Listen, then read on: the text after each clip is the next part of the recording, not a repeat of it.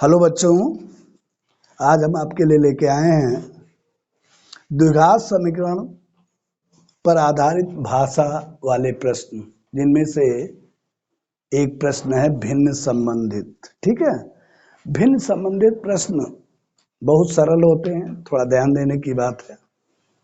आइए अच्छी तरह से इसको समझें हम लोग। ठीक है, तो प्रश्न है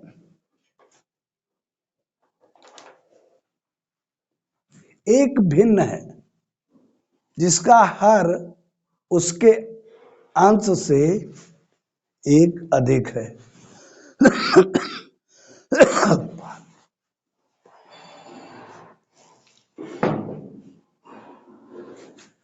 तो एक भिन्न का हर उसके अंश से एक अधिक है, पहली बात।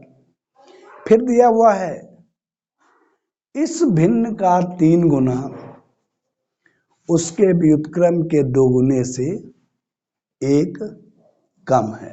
ठीक है, तो प्रश्न समझ में आ गया क्या पूछा गया। अब इसमें क्या करेंगे, देखिए आपको हमने बताया, पहले भी बताया, क्या बताया है कि दो भाषा वाले प्रश्न होते हैं, उनमें 2 बातें होती हैं। 2 बातों में से एक बात का उपयोग हम लोग क्या करते हैं, समीकरण बनाने में करते हैं, और एक का उपयोग मानने में करते हैं। जैसे कि देखिए यहाँ पे 2 बातें हैं भिन्न से संबंधित। पहली बात है हर उसके अंश से एक अधिक है, और दूसरी बात है भिन्न का 3 गुना और उसके व्युत्क्रम के 2 गुने से एक कम है। तो 2 बातें हैं। तो पहली बात को अगर ध्यान से देखें हम, तो उससे अगर हम भिन्न को मान लें, उसको ध्यान रखते हुए, तो क्या होगा, आसानी से हम भिन्न मान सकते हैं। कैसे, देखिए अगर हम अंश मान लें x, क्या मान लें, अंश मान लें x, तो हर क्या है, उसके अंश से एक अधिक है, तो हर क्या हो जाएगा, x प्लस 1। तो आइए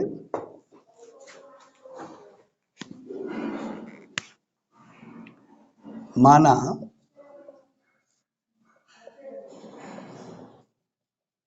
भिन्न का अंश बराबर x, इसलिए क्या होगा, भिन्न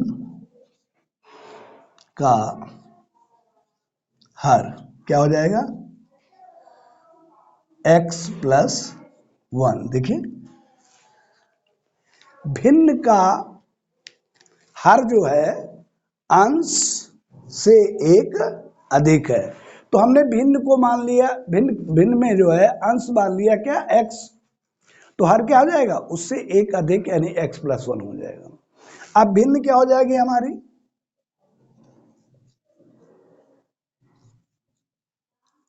x बटे x प्लस 1, ये हो गई भिन्न। अब भिन्न देखिए पहली शर्त को पूरा कर रही, जो हम मान रहे हैं ना कि जो अंश से हर एक अधिक है, अंश से एक अधिक है कौन, हर, और अंश हमने x लिया ही है, तो अंश हमारा x हो गया, हर हो गया x प्लस 1, तो ये हो गई हमारी भिन्न। अब देखिए हम प्रश्न के अनुसार चलते हैं, दूसरी शर्त के हिसाब से। उस पर क्या दिया है, भिन्न का 3 गुना, तो भिन्न तो हमें ये पता है, उसका 3 गुना कर लेंगे। लेकिन एक बात ध्यान दीजिए, कहा है इसके व्युत्क्रम के दुगने से एक कम है, मतलब भिन्न का व्युत्क्रम भी चाहिए हमें शर्त को लागू करने के लिए ना।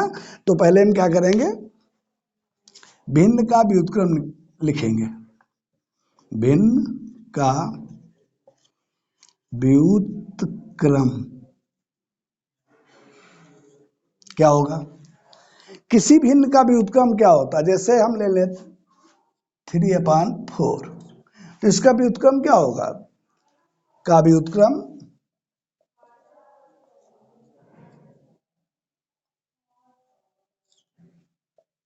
अंश हर में और हर अंश में बदल जाता है, उसी को हम क्या कहते हैं, भिन्न का व्युत्क्रम। तो देखिए भाई यहाँ 3/4 भिन्न थी, उसका व्युत्क्रम क्या हो जाएगा, 4/3। इसी प्रकार यहाँ पे ध्यान दें, भिन्न का व्युत्क्रम क्या होगा, जो हर है हमारा वो हो जाएगा अंश, और जो अंश है वो हो जाएगा हर। तो इस प्रकार हम भिन्न का व्युत्क्रम पा जाते हैं।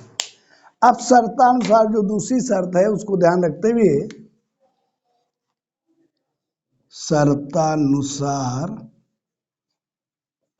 या प्रश्नानुसार क्या देखते हैं हम, तो शर्त कह रही है हमारी कि भिन्न का जो 3 गुना है, तो भिन्न तो आपको पता ही है, तो भिन्न का 3 गुना यानी 3 गुणे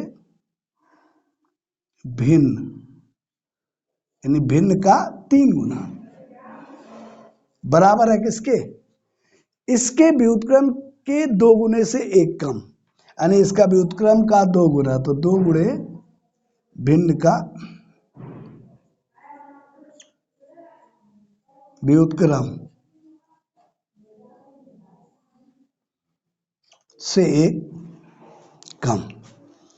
तो देखिए भाई शर्त कही गई है कि इसका जो व्युत्क्रम है उसका 2 गुना ले और भिन्न का 3 गुना, तो भिन्न का 3 गुना जो है वो भिन्न के व्युत्क्रम के 2 गुणों से 1 कम है।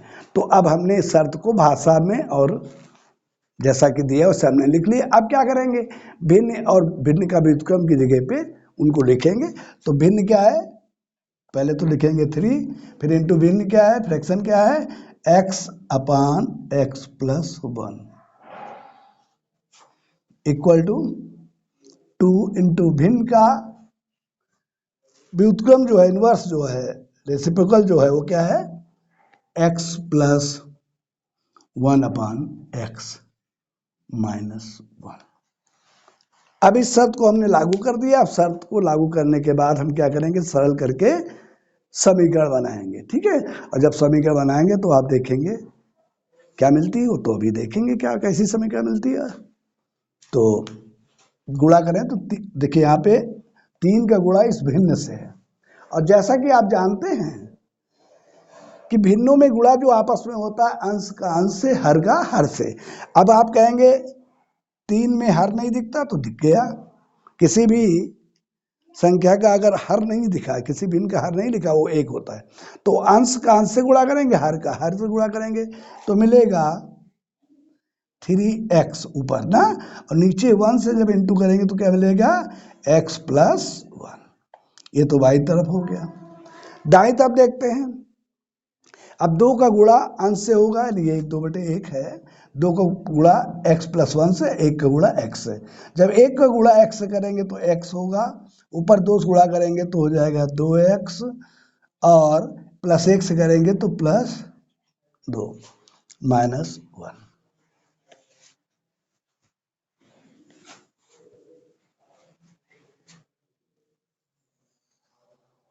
आगे देखते हैं, पहले इनको हम घटा के सरल कर लें, फिर ये गुणा कर लेंगे।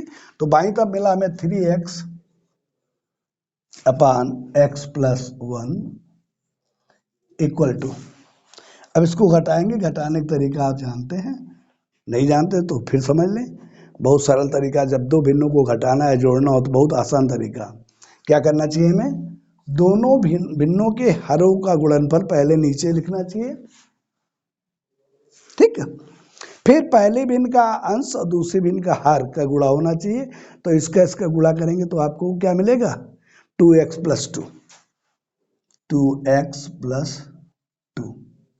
फिर जो बीच में चिन्ह उसको लगाते हैं, फिर पहले भिन्न का हर और दूसरी भिन्न का अंश, इन दोनों का आपस में गुणा होगा, जो मिलेगा x।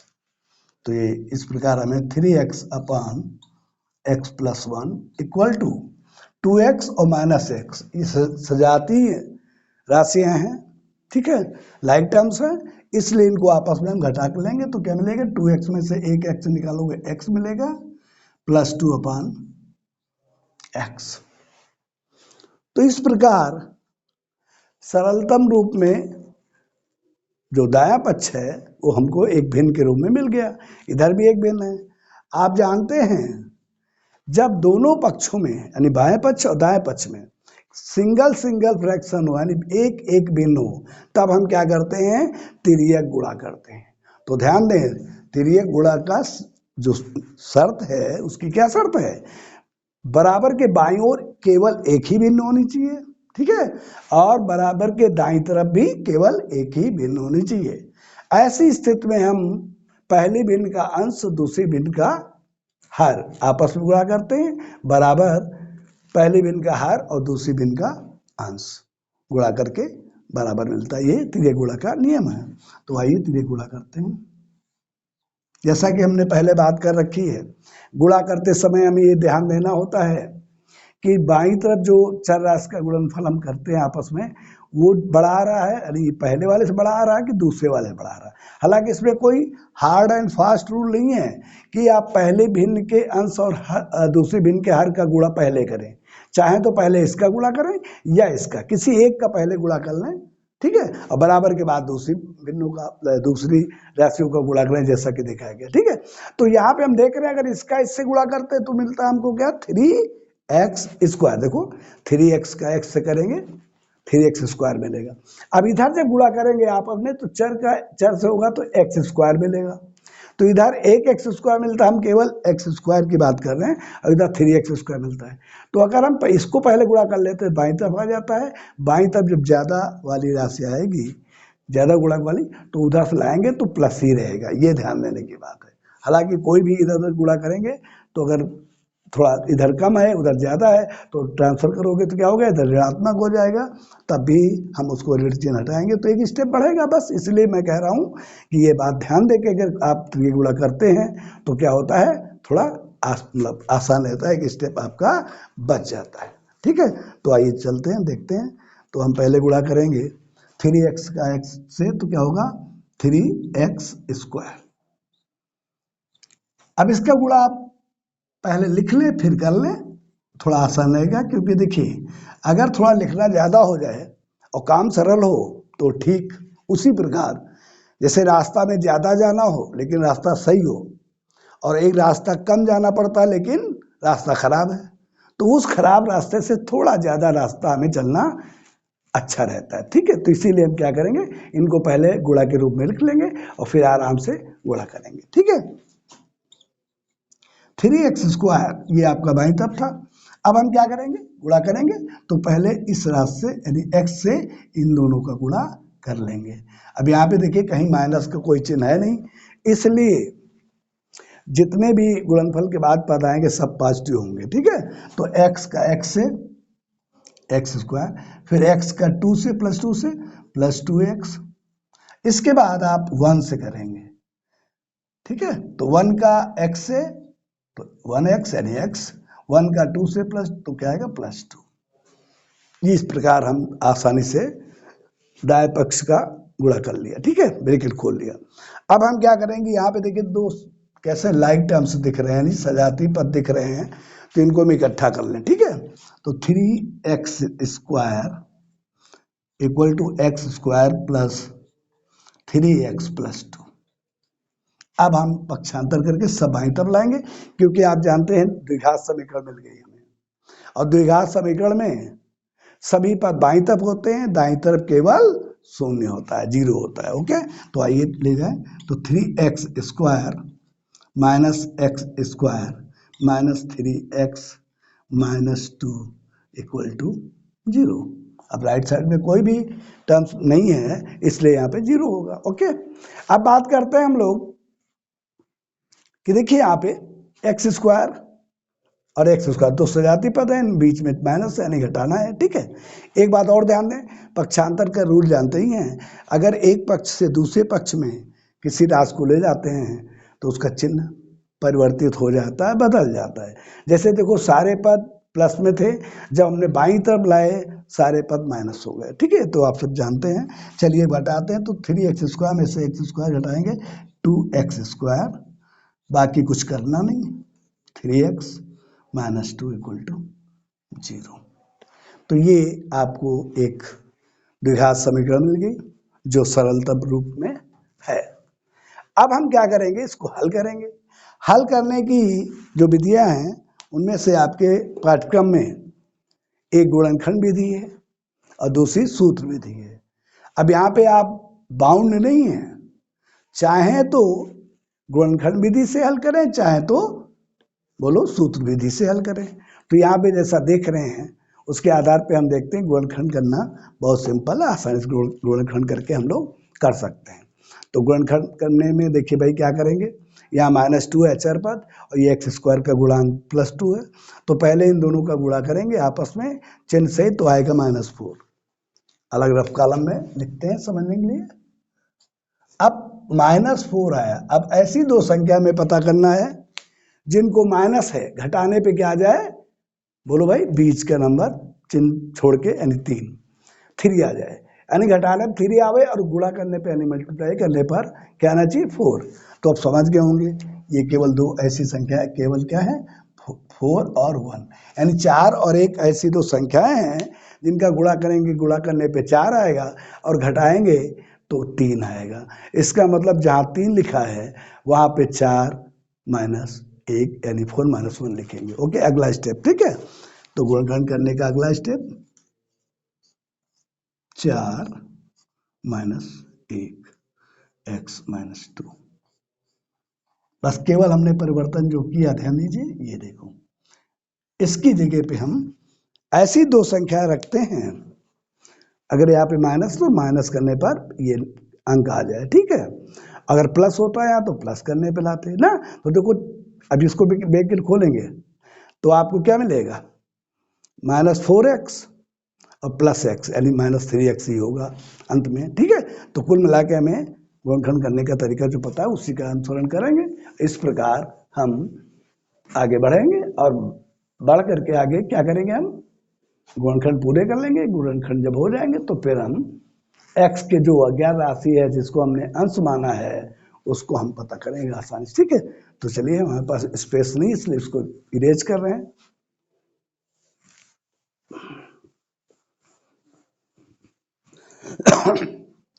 चलते हैं, 2x²। अब ब्रैकेट खोलेंगे, ब्रैकेट खोलने में देखिए क्या है, यहाँ x और ब्रैकेट के बीच में कोई चिन्ह नहीं, मतलब गुणा यानी मल्टीप्लाई करना है, ओके। और यहाँ पे माइनस से पहले ये माइनस क्या करेगा, जो गुणनफल आएगा x के साथ उसके चिन्ह बदलेगा।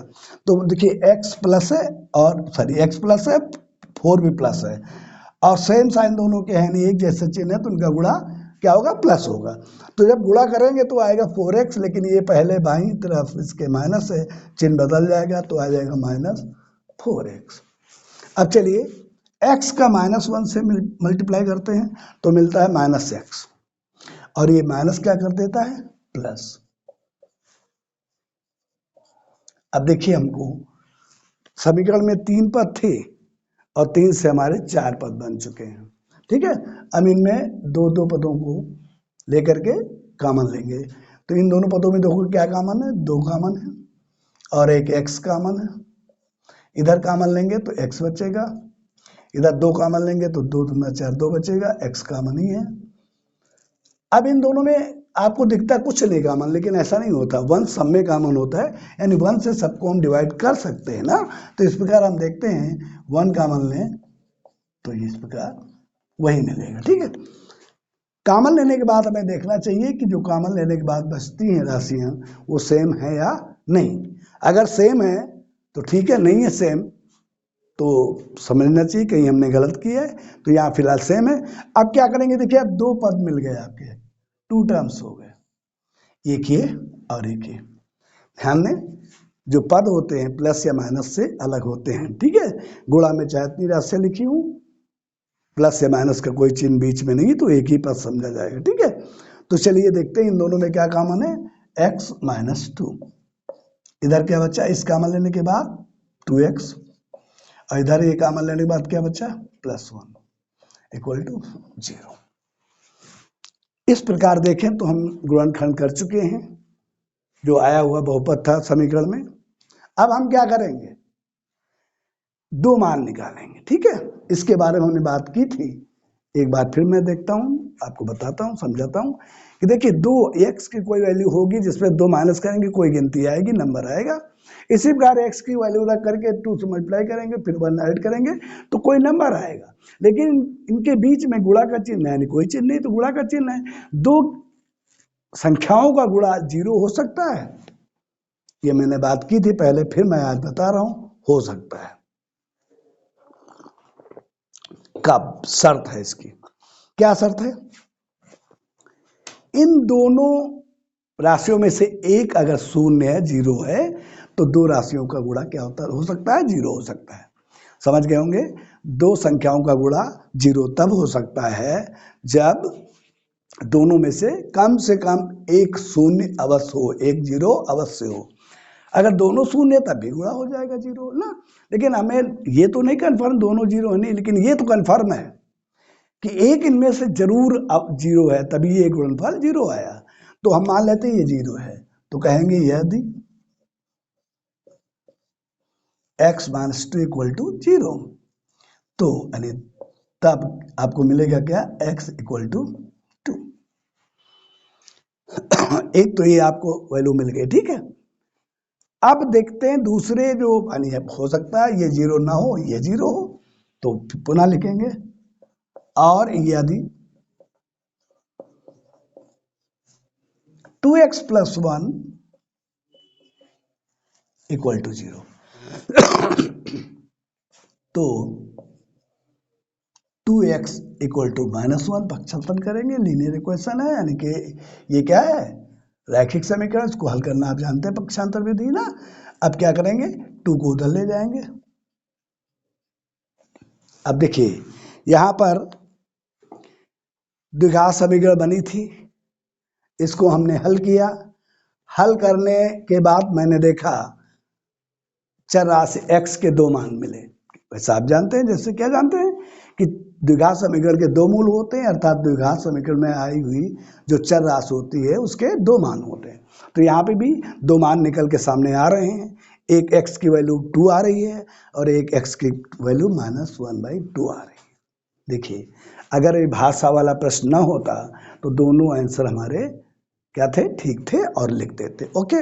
लेकिन हमें यहाँ पे अपने प्रश्न को देखते हुए चुनना है इन दोनों में से किसी दोनों को या एक को। कैसे चुनेंगे वो भाषा बताएगी, उसकी प्रश्न बताएगा।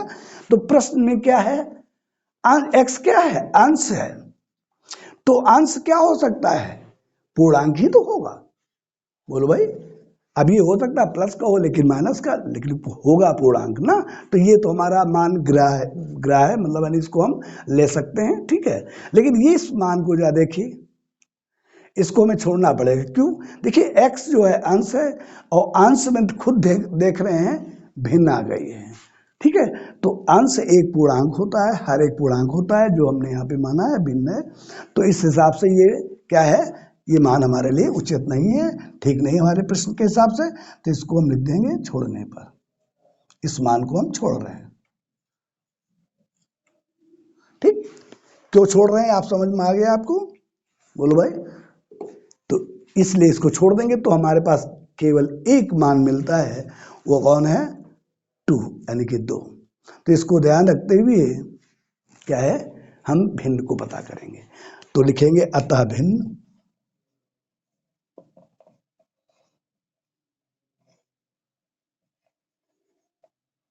भिन्न क्या थी हमारी, x अपान x प्लस 1 यानी 2 प्लस 1 यानी 2/3।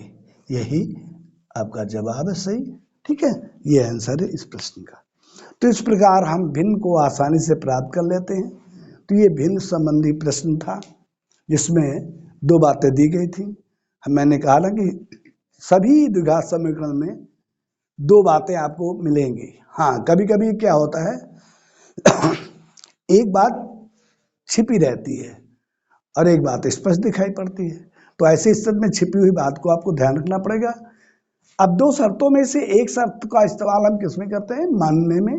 जैसे यहाँ भिन्न थी, तो भिन्न को मानने हमने क्या किया, मानने के लिए पहली शर्त का इस्तेमाल किया, फिर दूसरी शर्त से समीकरण बनाया और उसको हल किया। समीकरण हमको द्विघात समीकरण मिलता है, फिर इसको हल कर लेते हैं। हल करने पर दो मान मिलते हैं। कभी कभी क्या होता है, दोनों मान हमको लेना पड़ता है, दोनों मान सही होते हैं।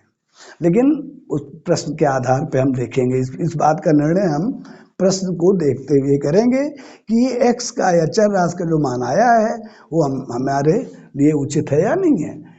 ठीक इसी प्रकार जैसे यहाँ पे हमने देखा कि x इक्वल टू 2 आया, ये तो उचित है, लेकिन x इक्वल टू -½ आया यानी 1/2 आया, ये उचित नहीं है हमारे प्रश्न के अनुसार। इसलिए इसको छोड़ देंगे।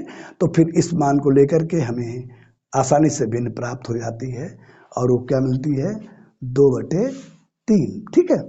अब हम देखिए, अगर एग्जाम में हम ये कर रहे हैं और हमें ये सोचना है कि हमारा प्रश्न एकदम कंप्लीट है या नहीं, ये देखना है ये मार्क्स हमें पूरी तरह कंफर्म मिलेंगे या नहीं मिलेंगे। तो इसके लिए क्या करेंगे, हम छोटी सी जांच कर सकते हैं। ठीक है, तो कैसे करते हैं आइए देखें।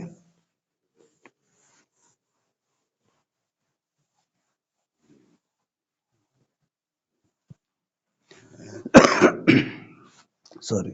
तो देखिए जांच कैसे करेंगे, दो शर्तें हैं। देखिए एक बात पहले समझ लीजिए, कभी भी जांच जो समीकरण हमने यहां बनाई थी, अंत में द्विघात समीकरण बन गई थी ना, वो मिली थी, उसमें अगर इन मान को रखोगे तो हमारा प्रश्न सही है या गलत है इसका निर्णय सही नहीं हो पाएगा। अब आप कहेंगे क्यों, भाई समीकरण को संतुष्ट करता है, ये जो मान है संतुष्ट कर रहे हैं, इसका मतलब हमारा हल सही है। आपकी बात सही है, लेकिन इससे केवल यही पता होगा कि समीकरण का हल सही है। अब समीकरण आपने बाय द वे गलत बन गई आपसे और उसका हल सही निकल आया, आप समीकरण में उसका मान रख रहे हैं, तो समीकरण तो बोलेगी सही है, तो जांच करवा देगी। लेकिन जो आपका प्रश्न है उसके अनुसार जो शर्तें दी गई हैं, उन शर्तों को ये आंसर हमारा फॉलो कर रहा है या नहीं कर रहा है, इसको देखना है। तो पहली शर्त क्या थी, देखिए पहली हमारी शर्त थी किसी भिन्न का हर अंश से एक अधिक है। देखो मिल रहा है, अंश है 2 तो हर है 3, यानी एक अधिक है। पहली शर्त संतुष्ट हो रही है, लागू हो रही है। अब हम बात करेंगे दूसरी शर्त, देखेंगे लागू होती है या नहीं। तो दूसरी शर्त क्या था, ध्यान दें क्या था, भिन्न का 3 गुना, जो भिन्न थी मूल भिन्न उसका 3 गुना, और इसके व्युत्क्रम, अभी व्युत्क्रम भिन्न क्या हो जाएगा 3/2, तो व्युत्क्रम का 2 गुने से 1 कम था। ये तो था, देखो प्रश्न क्या था, किसी भिन्न का 3 गुना और उसी भिन्न के व्युत्क्रम के 2 गुने से 1 कम है, ये तो है। अब आइए इसको चेक करते हैं, 3 3 कैंसिल हो जाएगा गुणा में, तो ये हो जाएगा इधर LHS 2, इधर भी 1 कैंसिल हो जाएगा। ठीक है, तो ये आ जाएगा 3 और ये -1 अलग है, तो 2 = 2। इस प्रकार हम पाते हैं कि दूसरी शर्त भी हमारी फॉलो हो रही है। ओके, तो इस प्रकार भिन्न संबंधी प्रश्नों में से मैंने एक प्रश्न आपको दिखाया कैसे किया जाता है, कैसे मानते हैं, कैसे क्या है। ठीक है, देखिए भिन्न पर भी अब समय कम है, इस समय का अभाव है, इसलिए हम ज़्यादा डिटेल नहीं जा सकते हैं।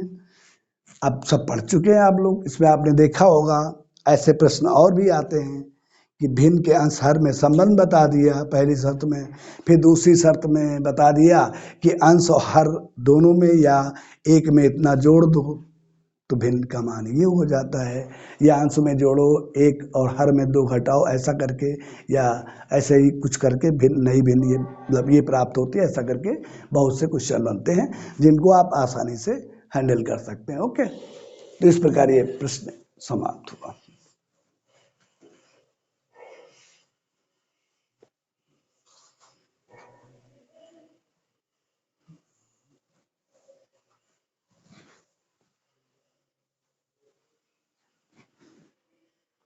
इस पर चाल संबंधी क्वेश्चन इस टॉपिक में और 2 अंकों संबंधी, क्रमागत संख्याओं के संबंधित, पाइथागोरस प्रमेय यानी समकोण त्रिभुज से संबंधित, ठीक है, बहुत से क्वेश्चन बनते हैं जिनको आपने अपने टेक्स्ट बुक से किए होंगे। ओके, एक बात आपको बता दें, अब समय बहुत ही कम रह गया, 20-21 दिन करीब रह गया है आज से, तो इसमें आप पढ़ाई कैसे करें, जैसे मैथ का रिवीजन कैसे करें, बहुत आसान है। देखिए जो भी टॉपिक आपके हैं, कोशिश करिए कि पहली बात तो सबसे पहले हमें हर टॉपिक के सूत्र, ठीक है, वो हमें अच्छी तरह से आना चाहिए। नियम सूत्र क्या है उनको आपको डेली लिखना चाहिए। जैसे प्रमेय होती हैं, एक चैप्टर 2 चैप्टर आपके सिलेबस में है, एक समरूप त्रिभुज और एक बृहत, है नहीं, तो इन 2 टॉपिक की जो प्रमेय है उनको कंठस्थ करें, मतलब उस नियम, प्रमेय क्या होता है, एक नियम ही तो होता है। उनको जो उस पर आधारित प्रश्न होते हैं, जो संख्यात्मक रूप में संख्या दी होती हैं, तो उनको हल करने के लिए आपको नियम जानना जरूरी है। इसके अलावा सिद्ध करने वाले जो क्वेश्चन होते हैं उनमें भी नियम लागू होते हैं। तो ये नियम तो आपको ध्यान रखना ही रखना है हाई स्कूल के, प्लस इससे पहले जो आपने 9th में वगैरह में नियम पढ़ चुके हैं, प्रमेय पढ़ चुके हैं, सूत्र पढ़ चुके हैं, जूनियर क्लासों में जो सूत्र पढ़ चुके हैं, जैसे उदाहरण के लिए बीजगणित में a+b का होल स्क्वायर, a-b का होल स्क्वायर, a² - b², ऐसे जो भी हैं सूत्र, उनको एक बार अच्छी तरह से रिवाइज कर लें। इतना आप रिवाइज करें, कई बार आप उसको अपने आप स्वयं लिखें। पहले तो उसको आप एक टॉपिक वाइज लिख लें, हर टॉपिक से जो सूत्र या नियम जो भी है उसको अच्छी तरह से आप लिख लें एक नोटबुक में। फिर उसको देखने के बाद क्या करें, कलम उठाएं और स्वतः अपने आप उसको क्या करें, लिखें। और जो इसके बाद फिर जांच करें, जो छूटे हुए फार्मूले या प्रमेय या जो भी हैं नियम, अगर जो छूटे हैं फिर उनको आप अपने नोटबुक से देखें कौन छूटे हैं, फिर उनको कंठस्थ करें, फिर उनको क्या करें, एक दो बार ऐसे सप्ताह, मतलब हर दूसरे दिन तीसरे दिन एक बार उनको उन पर फोकस करें, ठीक है। और रिवीजन में सबसे बढ़िया तरीका है, हर टॉपिक के एक क्वेश्चन उठाएं, एक प्रकार का, जैसे आपने एक्सरसाइज पहले चैप्टर का पहली एक्सरसाइज उठाई, उसमें से एक कोई क्वेश्चन उठा लिया, उसको आज देखा हमने। फिर दूसरे टॉपिक का पहला कुछ एक्सरसाइज का कोई एक क्वेश्चन उठा के देखा। ऐसे करके हम एक दिन में सभी टॉपिक, जो 14-15 टॉपिक हैं, उन टॉपिक्स में एक एक क्वेश्चन एक प्रकार के लेकर के हम एक दिन में उनको देखेंगे, ठीक है। इसके बाद क्या करें, इसके बाद दूसरे दिन क्या करेंगे, दूसरे टाइप के क्वेश्चन, पहले एक्सरसाइज में जो बचे थे क्वेश्चन उनमें देखो कोई दूसरे टाइप क्वेश्चन है, उस टाइप का दूसरा टाइप का, फिर इसी प्रकार क्या करेंगे, सभी टॉपिक के मतलब दूसरे टाइप के क्वेश्चन को उठा करके उनको सॉल्व करेंगे, ठीक है। तीसरे दिन चौथे दिन ऐसा करते करते आप देखेंगे 10 दिन में हर टॉपिक में 10 प्रकार से ज़्यादा क्वेश्चन आपको नहीं मिलेंगे। तो इस प्रकार क्या होगा, आपका पूरा पाठ्यक्रम सिलेबस एक बार आसानी से 10 दिनों में, मैथ की बात कर रहा हूं मैं, आसानी से रिवाइज हो सकता है, कोई टेंशन की बात नहीं है, ठीक है। लेकिन इन सब से क्वेश्चन को करने से पहले मैंने फिर कहा कि जितने भी नियम सूत्र जो भी हैं उनको आप हर दूसरे दिन, यानी एक दिन लिखें, अगर चाहें तो दूसरे दिन न लिखें, उनको एक बार देखें और दूसरे दिन फिर लिखें। ये तब तक करें जब तक कि आपको जैसे 1 to 3 याद है, वो ठीक उसी प्रकार आपके नियम रूल्स जो भी हैं प्रमेय, वो सब याद न हो जाए, समझ के, लेकिन ध्यान रखना प्रमेय को याद करने से पहले आपको चित्र बना के उसमें देखना चाहिए, चित्र बना के उसी कथन को आपको चित्र में देखते हुए कहना है, ठीक है। इस प्रकार याद करना है, यानी समझते हुए याद करेंगे तो हमें उम्मीद है कि अच्छी तरह से ये तैयार आसानी से हो जाएंगे। एक बार वैसे आपने किया होगा, एक्सरसाइज किया होगा, सब याद होगा, भाई एक बार दोहराने की आवश्यकता है, ठीक है। तो इस प्रकार से अगर आप तैयारी करते हैं तो अभी समय है, आप क्या करेंगे, आसानी से कर लेंगे और अच्छे अंक प्राप्त कर सकते हैं, ठीक है। तो वैसे तो इस टॉपिक में और बहुत से क्वेश्चन हैं, उनको कराना इतने कम समय में हम उचित नहीं समझते हैं।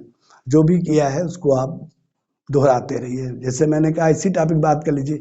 देखिए, इस भाषा वाले प्रश्न, दो रैखिक समीकरण जो एक टॉपिक है, और ये वर्ग द्विघात समीकरण, ये वर्ग समीकरण, इनमें भाषा वाले प्रश्न होते हैं। इनमें एक बात होती है, कैसे पहचानेंगे ये भाषा वाला प्रश्न द्विघात समीकरण से है या रैखिक समीकरण के। इसके लिए हम फिलहाल द्विघात समीकरण का हमने संक्षिप्त में आपको काफ़ी मटेरियल दे रखा है। अब अगले टॉपिक में हम कोशिश करेंगे दो चर राशि वाले जो समीकरण होते हैं उन पर, वो समीकरण क्या होते हैं और उनको हल करने की क्या विधियां हैं, ठीक है। और ऊपर भाषा वाले प्रश्न का हम एक संक्षिप्त रूपरेखा देंगे आपको, हर बात को एक बताएंगे, समझाएंगे। इसलिए क्योंकि बीजगणित बहुत महत्वपूर्ण टॉपिक है, जिसमें आपके 2 टॉपिक आते हैं। कौन कौन से? 2 चर समीकरण वाले रैखिक समीकरण, है ना, युगपत समीकरण अर्थात 2 समीकरण, है ना। इसी प्रकार वर्ग समीकरण, द्विघात समीकरण, ये 2 टॉपिक बहुत महत्वपूर्ण है और इनमें से ज्यादा अंकों का पूछा भी जाता है। तो फिलहाल आज के लिए हम क्लास यहीं पे बंद करते हैं, फिर मिलेंगे अगले टर्न पे, फिर बात करेंगे। तब तक के लिए जय हिंद।